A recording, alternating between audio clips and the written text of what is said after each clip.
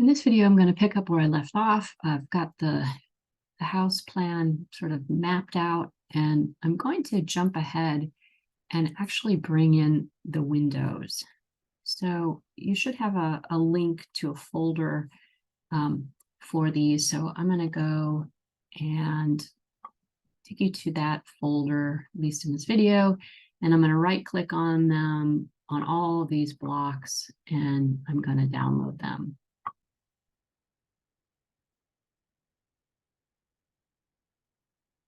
Okay, now they'll probably go to the download folder, and so you want to make sure that you can access those. I'm going to go back to my AutoCAD file, and then I'm going to insert them. So I've typed in I for insert, and I have now the block panel that appears. Okay, so I'm going to go to the file navigation box that allows me to search for the blocks. And again, they're going to be in my download folder. Looks like I'm missing one of them, so I'll have to re-download that one, but I'm going to open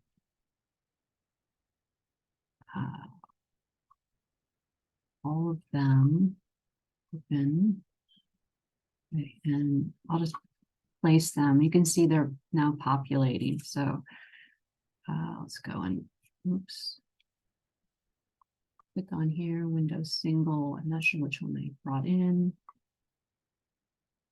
Okay, there's the second one. Window double, open, and I'll just kind of place them up here. And now I'm going to look for that one called triple. Okay, so I'll go back and I was able to download that one too, and I'm going to bring it in here. Okay, so now they're all within the current drawing file, and I can rotate them and mirror them and do whatever I need to do. So what you're going to see with these particular blocks is they already have a whole bunch of layers defined.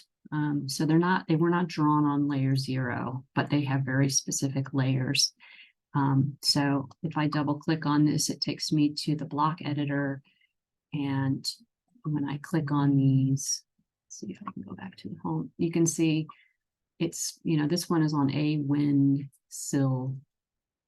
This one here is on a wall full. So some of those layers you already have in your file, a wind frame. So for more complicated blocks, you may want to build them with the layers already embedded in them. So I'll go ahead and close the block editor. Discard, I didn't make any changes. Okay, so now that I have these blocks, I can start to put them in the plan. So one thing that you'll notice when I click on this particular block, this is a double, and click on it, the insertion point is kind of off to the side a little bit. And the reason for that is that they were built to be inserted on grid center lines. So for example, let's say I wanted to include a window on,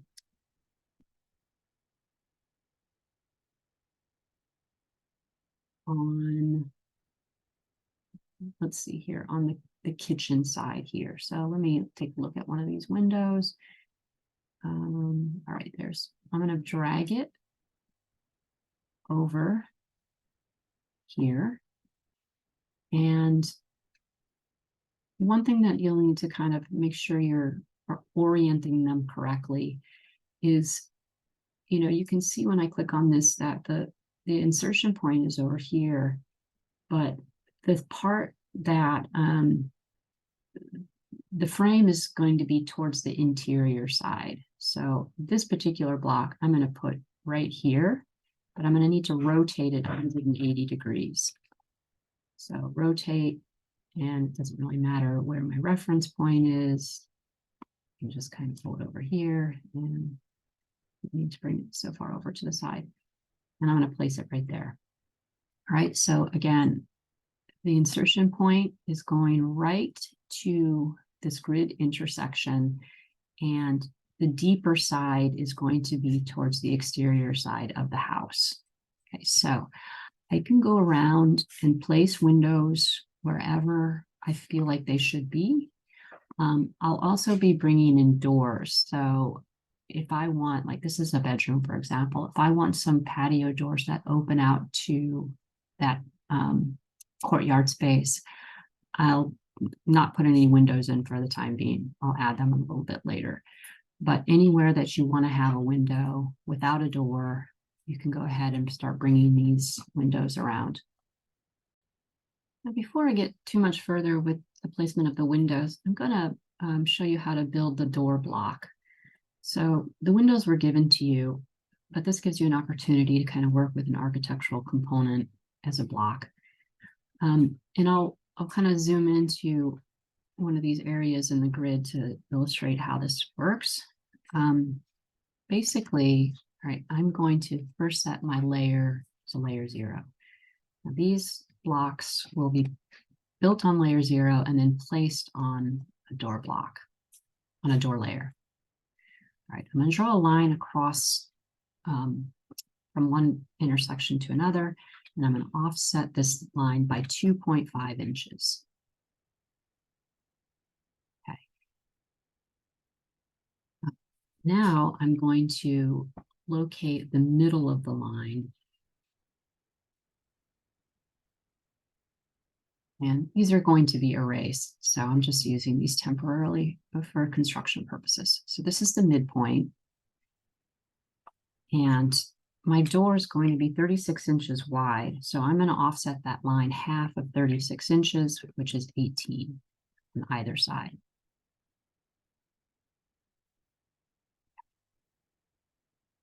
So now the door is going to be built kind of between these outer lines.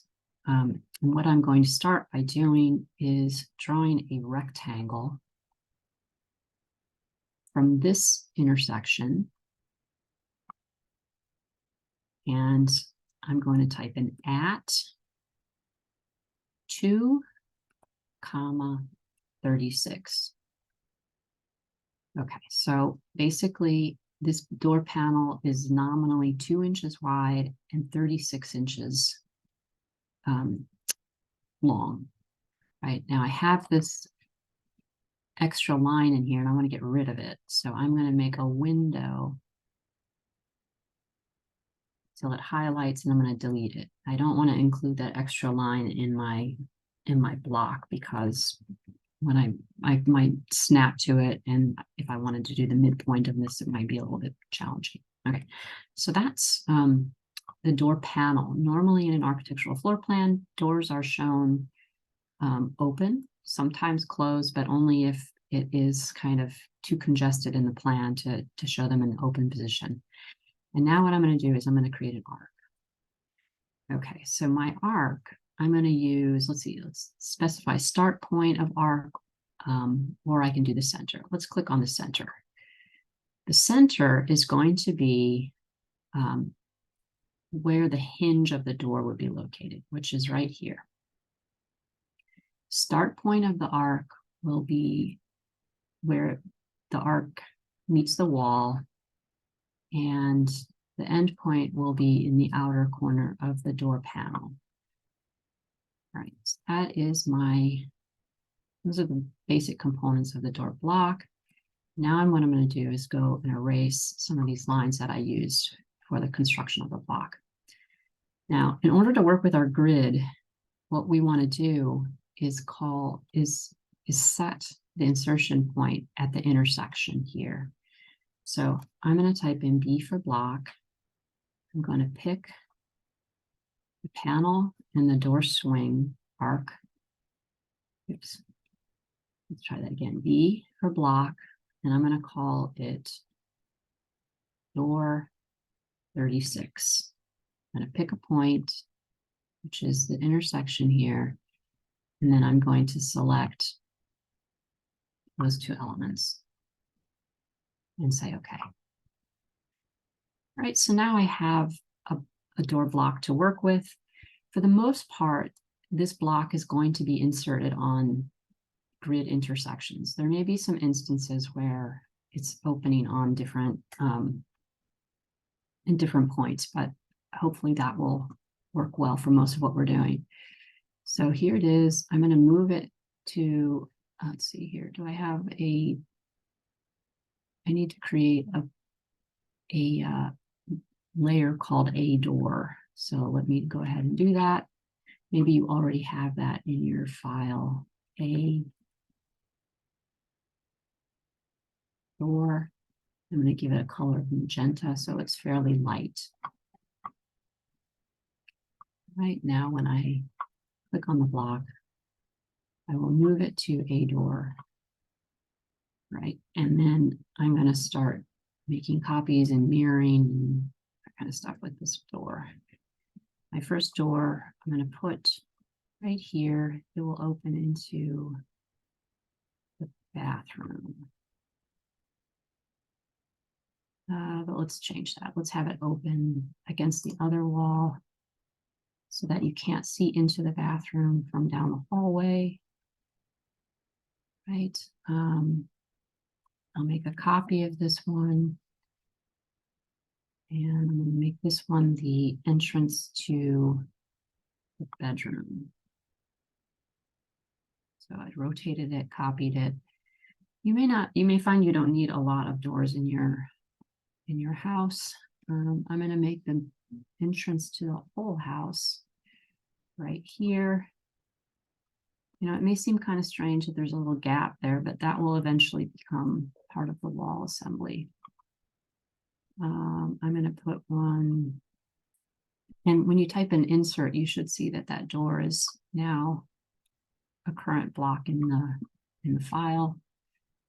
Change it to a door. Rotate 90 degrees, mirror it if you need to. So let's see, this door right here will go in this position. And some of these may need to shift as we get a little further into the drawing of the plans. I'm going to show a double door into this courtyard space. Here's an instance where let's make a copy where I will not be using the insertion point. Let's mirror it.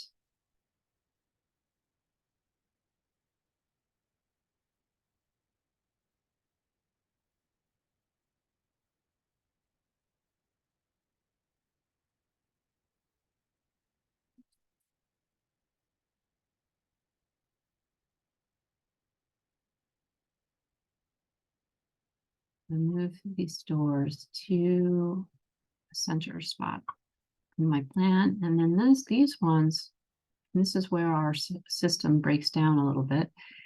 I'm going to move it over 2.5 inches. Okay, so I will go ahead and continue to add doors around the house, and I'll show you kind of when I've kind of taken that through to completion. So I've gone and added all the doors that I want to include. I think I'm going to get rid of this one right here. And a couple of things that I want to mention. So I have planned these hallways here, but I'm going to make them the walls open so that when you're in these rooms, you can see through into this center courtyard. So I'm not putting any doors on some of these walls because I'm just going to leave those walls for the most part open. Another thing that I'll show you so you understand why we're having this 2.5 inch gap here. If, you know, and you don't need to do this just yet.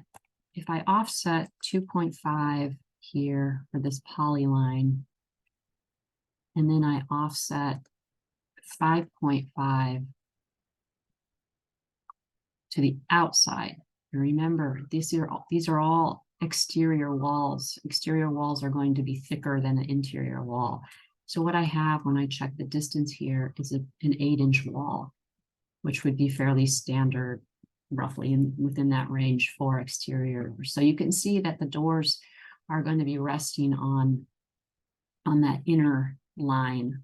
And that's why these double doors were moved in 2.5 inches. So I'll erase that and come back to that a little later.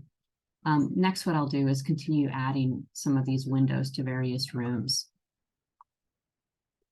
Oh, and I'll probably add a couple of doors into the center courtyard as well. So I think I've got all the windows and doors in the project that I need. You can always kind of add and modify as you go along, but I'm going to start with this being the basic plan. I added a couple of pairs of doors that go into the interior courtyard. You know, perhaps a different kind of door, like a slider, might be better in these locations. But anyway, just to sort of illustrate some kind of opening, keep in mind that every room should have a door that has glass or a window. So I'm envisioning these pairs of doors to be glass doors, you know, maybe with a wood frame or something. But there needs to be light and natural light into every room that people spend time in. That doesn't include things like closets and that sort of thing, but you want to give people the opportunity to see outdoors. So that's what that's about. If you would like to make additional blocks for your windows and doors because you want special sizes, that's perfectly fine. But you may find that these blocks that have been provided give you enough to kind of work with.